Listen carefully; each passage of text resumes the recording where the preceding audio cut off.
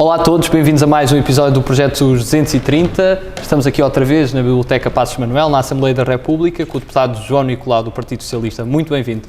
Olá, muito obrigado Francisco, pela oportunidade também de ter esta conversa convosco e com o vosso projeto, e desde já parabéns também pelo trabalho que têm vindo a fazer. Tenho vindo a acompanhar também o vosso trabalho. Obrigado. João, tu és de Olhalvo, nasceste no Hospital Vila Franca de Xira, mas cresceste sempre em Olhalvo. Como é que é esta aldeia? Que características é que tem? Como é que a descreves? Bem, Olhalvo será o meu refúgio,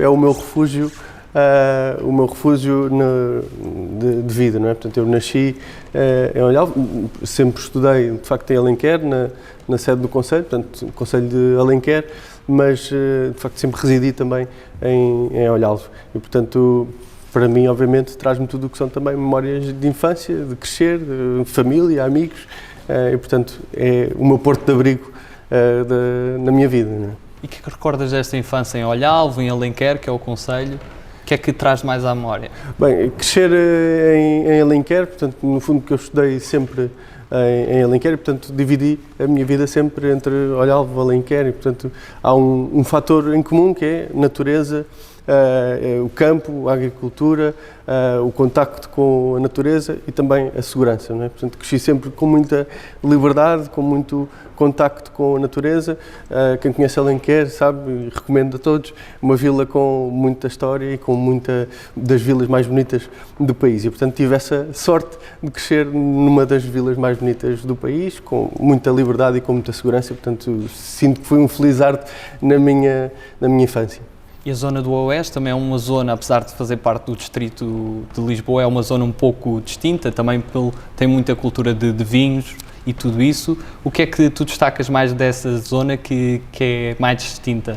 Sim, a região Oeste, no fundo, está assente em dois distritos. Uma parte no distrito de Lisboa, em 6 concelhos do distrito de Lisboa, e depois noutros 6 concelhos do distrito de Leiria. Mas há um elo muito grande em comum, que é, no fundo, a área o setor mais fundamental é, no fundo, a agricultura e também a ligação quer à costa, quer à natureza de uma forma geral. E é isso que é talvez a ruralidade que nos agrega enquanto região Oeste, e neste momento assente num desenvolvimento sustentável, num misto entre uma agricultura inovadora. O Oeste abastece neste momento, em termos de horticultura, fruticultura e de vinicultura, o país e a Europa, e, portanto, esse é um papel, é um setor muito importante, chave no desenvolvimento da região Oeste, mas temos outras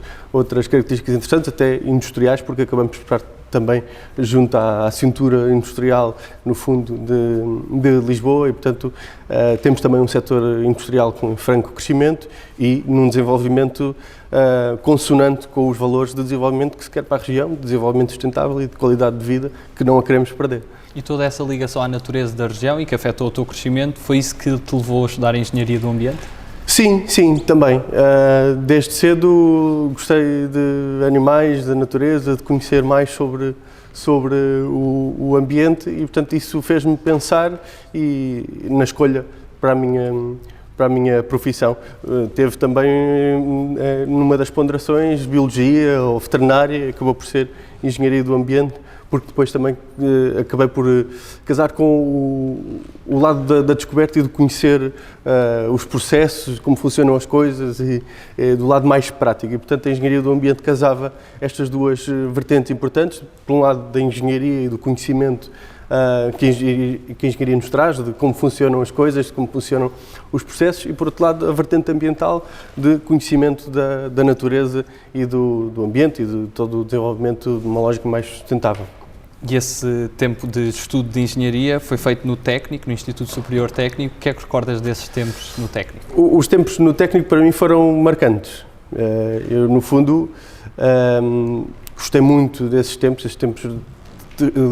Levo desses tempos a grande parte da pessoa que sou hoje e do desenvolvimento pessoal e intelectual que tenho hoje em dia. Portanto, eu para além de estudar no técnico, estive sempre muito também envolvido na vida social do técnico, quer na Associação de Estudantes, quer no Conselho Pedagógico, na Assembleia de Escola, e portanto fiz parte ativa da vida do técnico e portanto o técnico é uma casa. Eu ainda hoje sinto-me em casa sempre que vou ao técnico. Aliás, continuo a estudar no técnico, onde estou a fazer uma pós-graduação, ainda que seja muito em pós-laboral e quando há tempo para fazer novos módulos, mas sinto-me em casa, é também um dos meus portos de abrigo. Também há muito esta ideia que a política está relacionada com o direito e também é importante desconstruir isso e mostrar que pode vir de todas as áreas, porque é a vida em comunidade.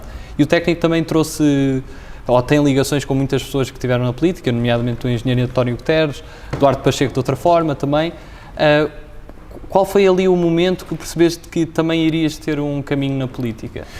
Eu já me interessava por política antes de entrar no Instituto Superior Técnico. Eu já era militante da Juventude Socialista, sou desde os meus 17 anos, portanto, 1 ano, 2 antes de entrar para o técnico, já tinha esse interesse por política. Aliás, eu sempre me lembro, desde pequeno, de gostar de ver reportagens sobre política, ou acompanhar os comícios ou as campanhas, e tinha esse gosto. E com o tempo fui crescendo e fui-me envolvendo.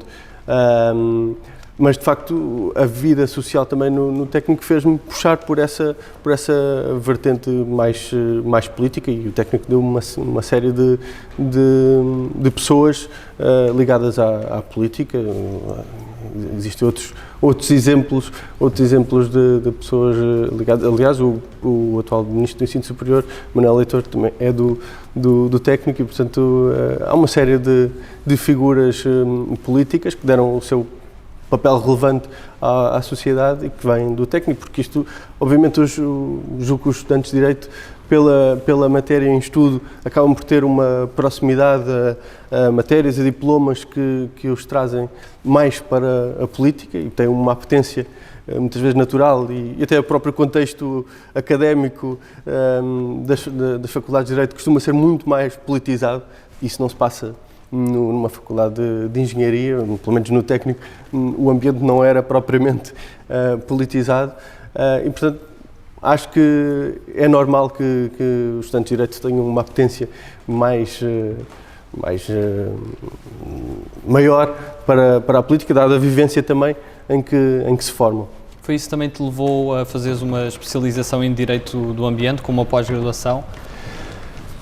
Sim, o que me fez tirar uma pós-graduação em Direito do Ambiente foi, lá está, o mundo do Direito do Ambiente, que é muito vasto, neste momento temos uma panóplia de leis, decretos-leis e outros documentos legais ligados ao ambiente que nos faz também dedicar muito ao estudo desses diplomas e, portanto, fazia sentido no meu percurso académico e profissional desenvolver um pouco mais o estudo do direito na área do ambiente. Isso foi útil na minha carreira profissional e também hoje em dia útil na vida, no cargo que desempenho, pelo conhecimento do panorama geral do direito do ambiente em Portugal.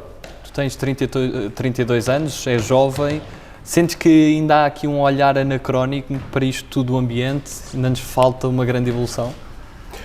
Falta, sem dúvida, uma grande evolução. Acho que nos últimos 20 anos temos crescido muito, ano após ano, naquilo que é a consciência de cada um de nós, do nosso papel e daquilo que temos que fazer na defesa do ambiente e na mudança dos nossos hábitos. Mas também há muito a fazer e muitas vezes nós temos um discurso de preocupação com o ambiente, mas quando toca à nossa casa, ponderamos muita vez e às vezes até tentamos fugir às nossas responsabilidades para com o ambiente, mas cada vez mais tem que entrar nas nossas casas, nos nossos hábitos e estarmos conscientes de que a mudança é uma coisa que tem que entrar de vez nas nossas casas e nos nossos hábitos se queremos continuar a ter qualidade de vida e deixarmos o planeta com as condições atuais para as gerações vindouras. Além do ambiente, quais é que são as outras causas, na tua opinião, desta nova geração? Causas desta nova geração, não sei, realmente o ambiente sim, obviamente, as questões de igualdade, penso que os jovens de uma maneira geral estão muito mais consciencializados para as questões da igualdade, do combate ao racismo, e isso nota-se no discurso e na preocupação dos jovens com essas matérias. Portanto, igualdade, sem dúvida, dos focos principais das gerações mais novas, e bem, é de facto importante e é uma área em que podem dar cartas às gerações mais velhas. Tu foste eleito pelo Circo de Lisboa, como falámos, és o representante da região do Oeste, fazendo parte do distrito de Lisboa. Como é que foi o momento da tua eleição? O que é que recordas dessa noite? Do momento da minha eleição? Sim. Obviamente, ou seja, eu fui em 24º lugar. Sim. No distrito de Lisboa, o PS conseguiu 20 lugares, portanto, soube da minha entrada no momento da nomeação do governo, em que várias pessoas foram para o governo. Portanto, obviamente, por um lado, contente de ter alcançado aquilo que me tinha proposto, por outro lado, é uma responsabilidade grande que se assume e, portanto, de preocupação e de responsabilidade e de preocupação de como é que se vai passar, como é que vou desenvolver o meu trabalho enquanto deputado. E o que é que sentiste que mudou na tua vida a partir do momento que foste eleito deputado? Sim, eu não considero que tenha mudado muita coisa na minha vida. Aliás, eu continuo a residir em Olhalva e, portanto, o meu cotidiano, a minha vida familiar não se alterou. Aliás, alterou-se desde que fui eleito, porque, entretanto, fui pai, mas isso sim trouxe muita alteração à minha vida pessoal, mas na minha vida pessoal não se alterou muito, mantenho as mesmas amizades, os mesmos hábitos. O que mudou muito sim foi as responsabilidades que agora tenho, o conhecimento, porque ser deputado implica também estar com muitas pessoas diferentes, com papéis muito diferentes na nossa sociedade, quer a nível da região, quer a nível nacional e aqui enquanto deputados, e isso faz-nos crescer também enquanto pessoas e moldar o nosso pensamento. E isso sim tem feito mudar a minha vida na forma como encaro a sociedade, como encaro o Estado, e isso terá com certeza influência e impacto na minha vida futura. Uma das coisas que nós também pretendemos demonstrar e às vezes desconstruir é que, apesar de haver diferentes bancadas, também há um respeito mútuo. Quem é que tu consegues destacar também pessoas de outras bancadas que tu admires? Seja por várias razões, por terem um caráter exemplar, às vezes até por sentido de humor. Pois, boa pergunta. Boa pergunta. Sim, de facto, de uma forma geral, todos os deputados são respeitadores das suas posições e simpáticos e civilizados entre si, quer nos corredores, quer durante o plenário. Não sei, eu por acaso admiro, por exemplo, a tenacidade e a vontade do deputado André Silva, até admiro, de facto. Mas tenho muitos deputados de outros grupos parlamentares que admiro pela sua capacidade e até pelo sentido de humor, muitas vezes, sim. E qual é que foi aquele momento mais marcante desde que cá entraste? O momento que te marcou mais pela sua importância? Sim, o momento que me marcou mais foi o momento de autorização do primeiro estado de emergência, não é? Que era um momento único dos anos em democracia e pela alteração que isso tinha do nosso papel, do sistema do papel cotidiano do Parlamento, não é? Portanto, e mudou de facto desde o estado de emergência, o nosso dia-a-dia no Parlamento também se alterou, tivemos que nos adaptar e todo o país teve que se adaptar e o Parlamento também, mas é talvez um momento marcante deste mandato, de certeza, não é? O primeiro estado de emergência declarado aqui no Parlamento. Portanto, isso marcou-me de certeza. E uma das coisas que também tem sido mais falada, voltando a falar do ambiente, é a questão da Lei de Bases do Clima. Para quem não está dentro do assunto, o que é isto, basicamente?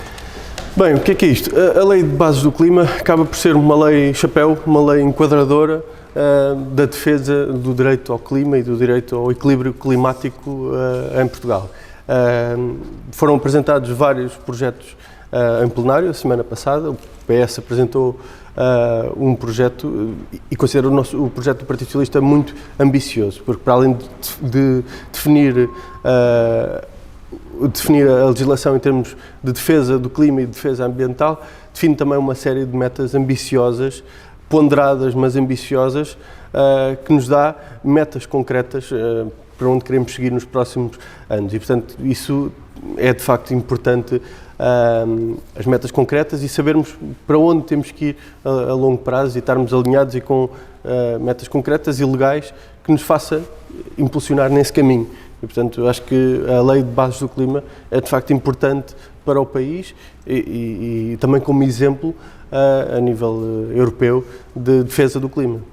Também um dos trabalhos que não se nota e não é tão visível no trabalho de um deputado é o trabalho de comissão, não o de plenário.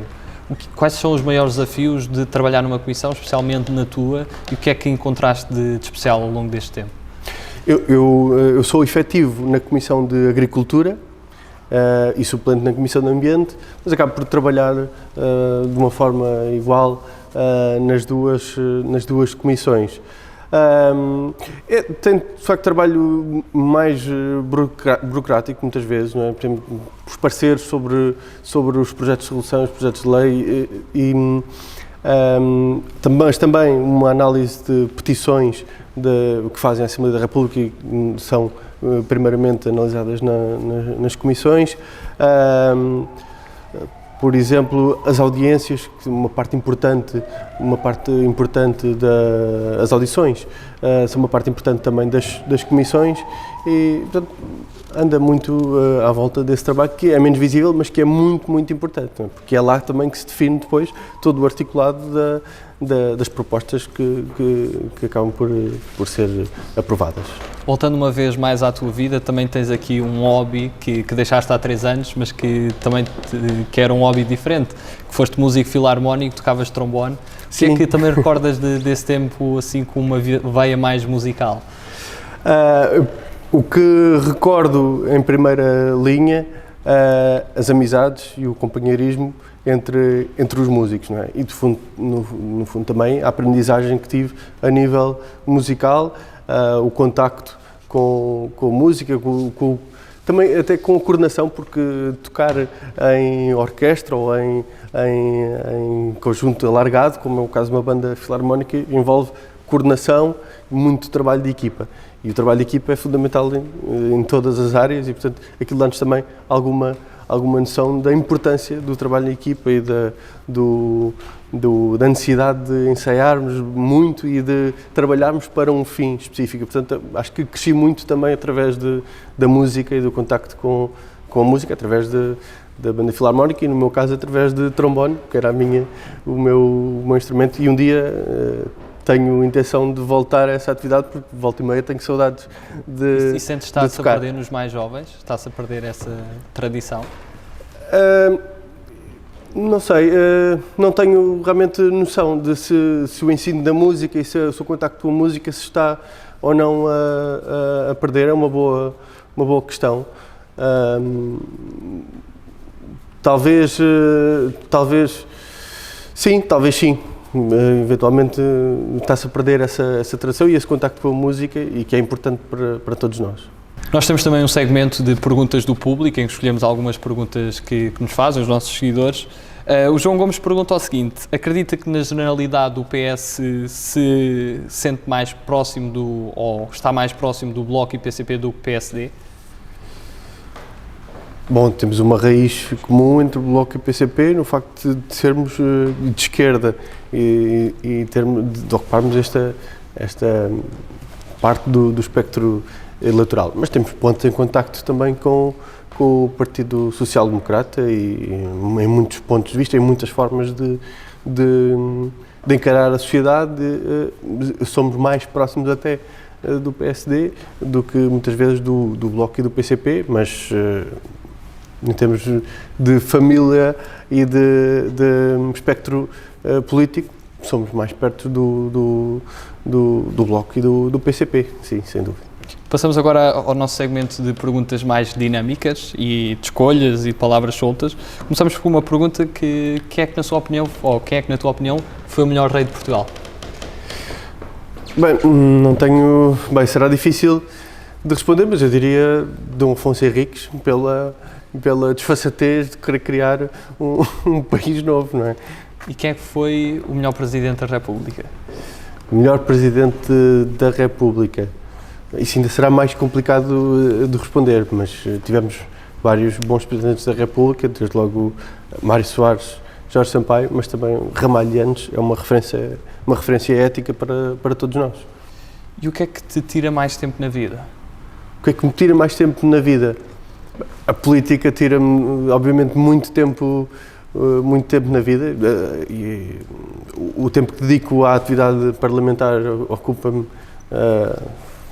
não sei, talvez 80% da minha vida, do meu trabalho profissional, ou do tempo que despendo com a minha atividade.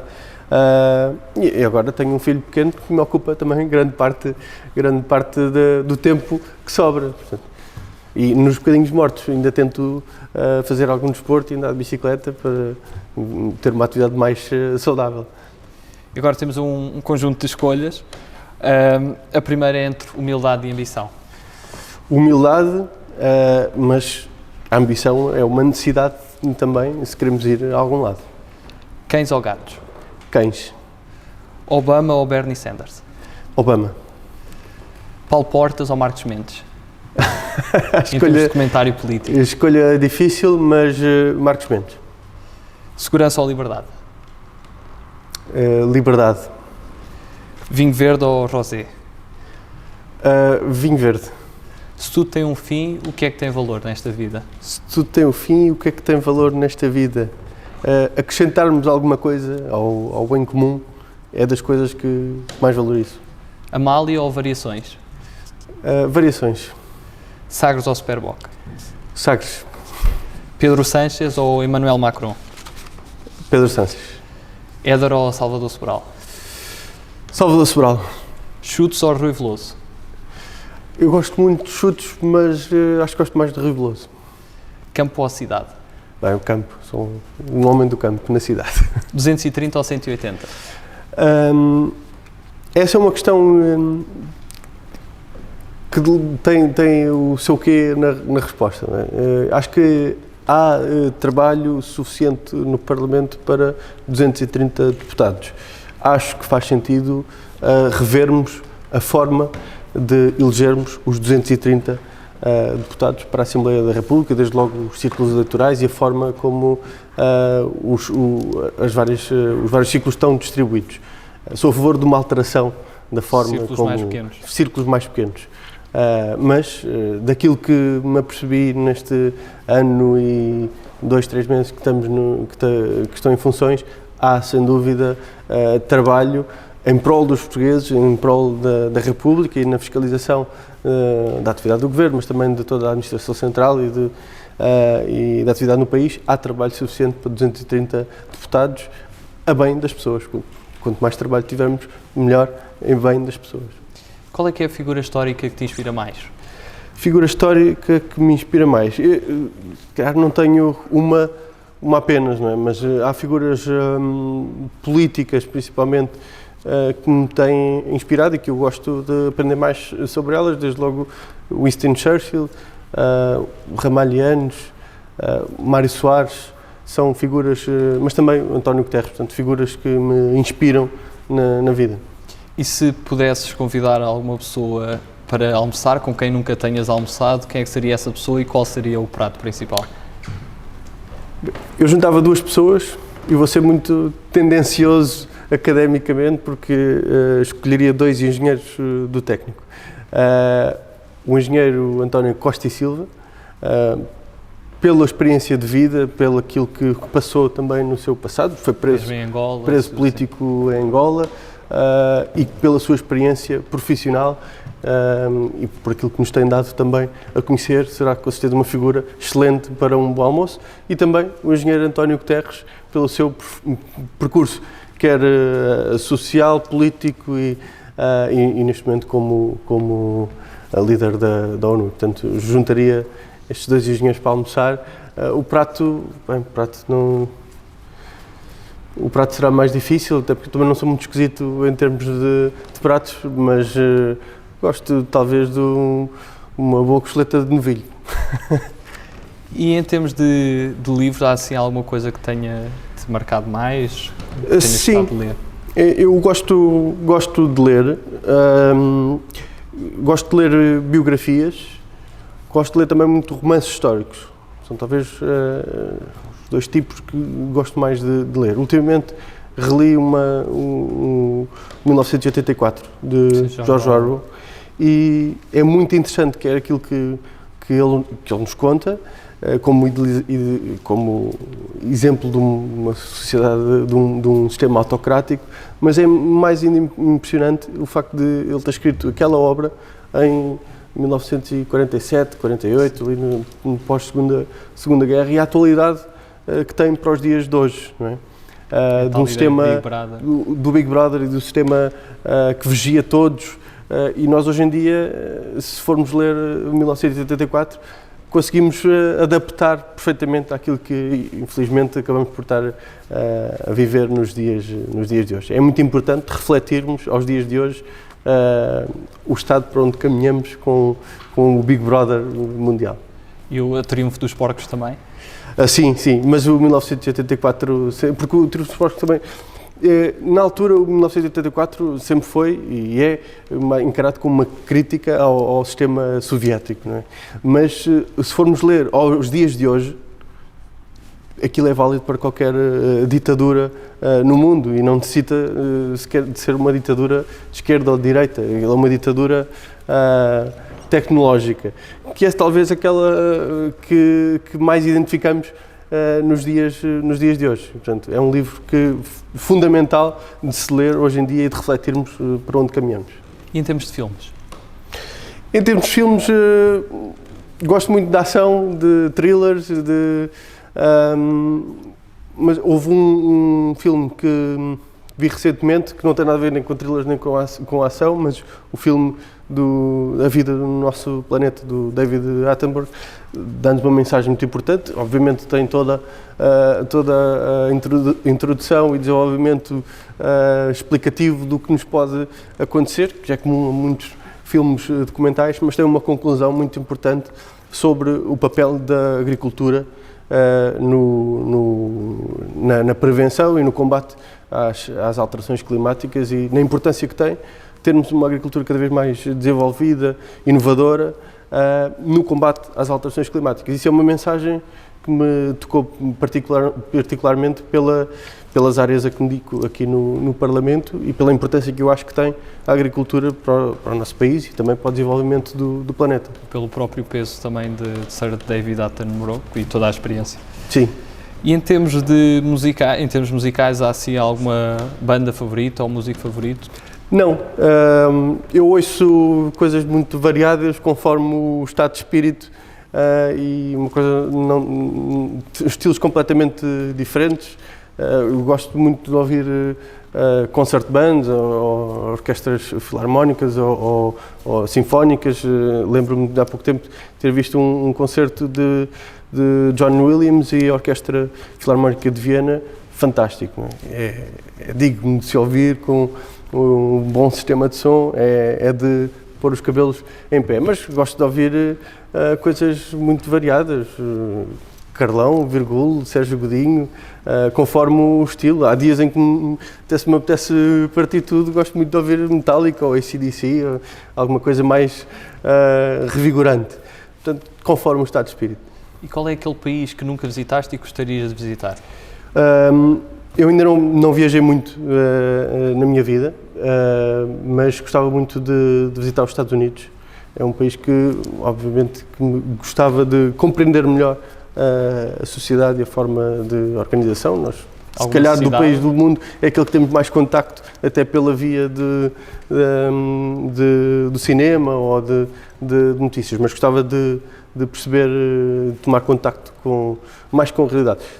Várias cidades, gostava de ir a Nova Iorque, a Washington, mas também algumas cidades médias mais do interior, ver de facto a América real. E agora acho que estamos a entrar numa fase em que já se pode ir aos Estados Unidos com alguma, esperemos, com alguma paz, passando esta trovoada que ocorreu. Se fosse necessário o teu contributo num executivo, qual é que era o ministério que tu achas poderia dar-vos o maior contributo? Te sentes mais à vontade? Bem, não tenho noção, mas talvez diria, pela minha experiência académica e profissional, estaria mais à vontade em temáticas ligadas ao ambiente, porque é, no fundo, a minha área académica e aquilo a que me dediquei até chegar ao Parlamento no meu percurso profissional. Vamos agora a um conjunto de palavras soltas e peço que me digas o que é que associas a essas palavras. A primeira palavra que escolhi é urgência. Urgência, pandemia. Exclusividade. Importante. Banca. Essencial. Planeta B. Não há. Idoso. Idoso, experiência. Juventude. Já passou. Regionalização. Um caminho que temos que aprofundar. Sentimento. Sentimento. É importante nas nossas vidas. Maldade. Como é que temos que evitar? Oeste. Esta é a minha casa. Amigos. Fundamentais. Pátria. Fundamental também. Família. Bem, fundamental, estou a ser repetitivo, mas são três coisas muito fundamentais na vida. Tens planos pós-vida política? Alguma coisa que te sentisses mesmo realizado a fazer? Eu, apesar da juventude já estar a passar, me considero um rapaz novo. Portanto, eu sempre gostei de política, há muitos anos que estou ligado à política. Como atividade, no fundo, em exclusividade, é a primeira vez que estou num cargo a tempo inteiro. Mas diria que no futuro espero estar sempre ligado à política. Ou seja, não quer dizer que venha a estar a desempenhar cargos, mas o meu gosto pela política, pela terra onde moro, pela minha região, pelo país, não morre por acabar o mandato no Parlamento, ou sair do Parlamento. Portanto, espero sempre ter algum papel ligado à política, seja local ou regional.